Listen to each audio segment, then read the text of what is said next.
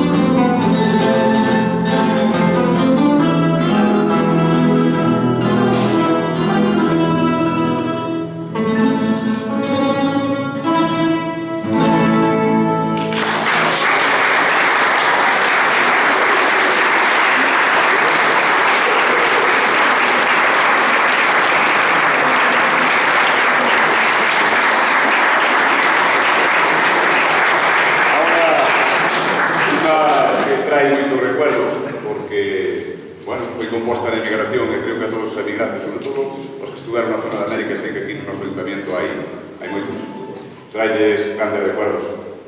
Do maestro Ibarri, titulase La Paloma, perdón, Iriaco, non Urico.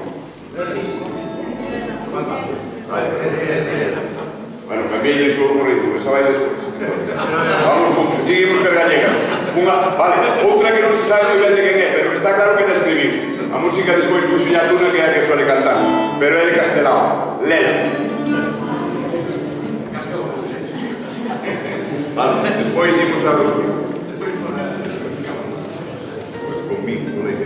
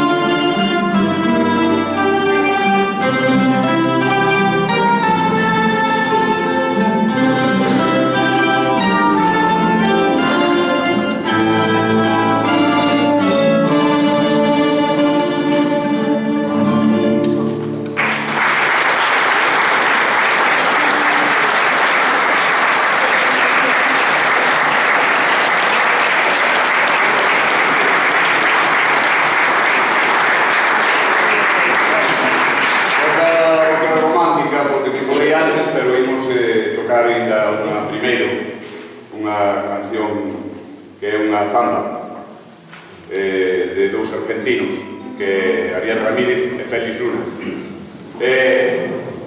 Non, sí. Ahora xa pensa que de que o cultor. Sí, é unha zamba de un estilo argentino, vale. Chámase Alfonsina Hierba.